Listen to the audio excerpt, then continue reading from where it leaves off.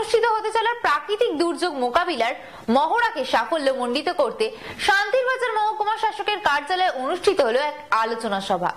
আগামী 21শে ডিসেম্বর বগাফা কেন্দ্রীয় বিদ্যালয়ে অনুষ্ঠিত হতে যাচ্ছে প্রাকৃতিক দুর্যোগ মোকাবিলার মহড়া। এই মহড়াকে সাফল্যমণ্ডিত করতে শান্তিরবাজার মহকুমার বিভিন্ন লাইন ডিপার্টমেন্টের আধিকারিকদের নিয়ে মহকুমা শাসকের কার্যালয়ের কনফারেন্স হলে অনুষ্ঠিত হলো এক আলোচনা সভা। আজকের এই আলোচনা সভায় উপস্থিত ছিলেন শান্তিরবাজার মহকুমা শাসক অভেদানন্দ বৈদ্য, মহকুমার পুলিশ আধিকারিক সৌগত চাকমা, ডিসিএম সৌমেন দেব, বগাফা কৃষি দপ্তরের তত্ত্বাবধায়ক রাজিত সেন, শান্তিরবাজার বন দপ্তরের আধিকারিক বাবুল মক সহ অন্যান্য ডিপার্টমেন্টের আধিকারিকরা। আজকের এই আলোচনা সম্পর্কে সংবাদ মাধ্যমের সামনে জানালেন শান্তিরবাজার মহকুমা শাসক অভেদানন্দ বৈদ্য। প্রথম কথা হলো যে কোন কোন লাইন ডিপার্টমেন্টে কি কাজ, এটা একটা মহড়া, এটা মক এক্সারসাইজ।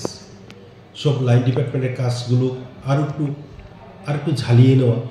অ্যাকচুয়ালি যখন ভূমিকম্প হবে তখন কোন ডিপার্টমেন্ট তার কি কাজ ন্যস্ত আছে